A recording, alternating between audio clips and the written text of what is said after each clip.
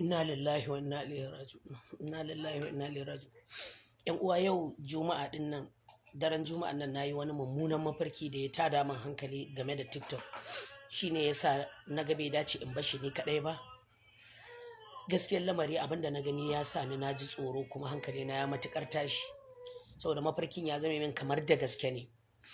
Akwai wasu daga cikin yan uwanmu da ke TikTok da na gani da ni kaina a wani yanayi da na tsatsa kaina, na yi kuka, na yi baƙin ciki.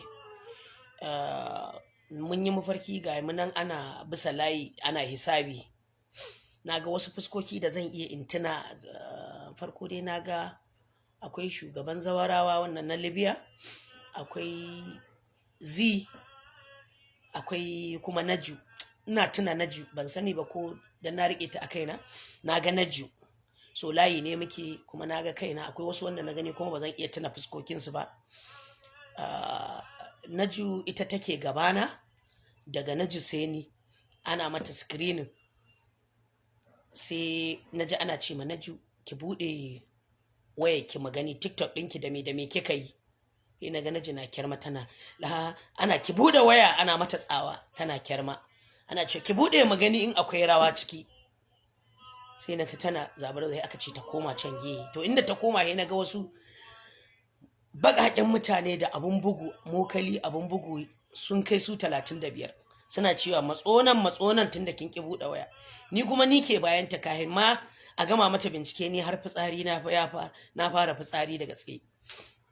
To kafin ana mata tambayar ni ina kokari in goggoge bidiyoyi na da na tabara wanda na dan yi an waƙoƙi.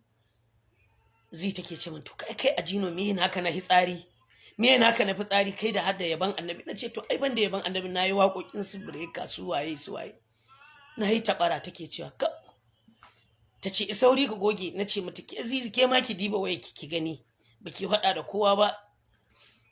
To akwai fuskokin da na gani su kuma subhanallah, musamman wanda ke zage-zage iyayen nan suna zage-zage a TikTok.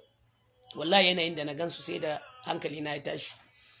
Gani ne an ware su. Akwai fuskokin da na gani ba buƙatan in bayyana. Naga an haɗa su da karnuka suna cizgan naman jikinsu, wasu baƙaƙen karnuka sun fi 100 duk mutum guda, suna ihu suna ƙara. Ana ki buɗe TikTok ki gani. To abin da ya tada mana hankali, ya ce ya kamata in gaya muku wallahi TikTok ya halaka mu. Kuma duk inda mafarki irin ranar Alhamis, to Allah da ya kyauta kai ya tabbata. Wallahi subhanallahi abin ya tada mana hankali matukar gaske.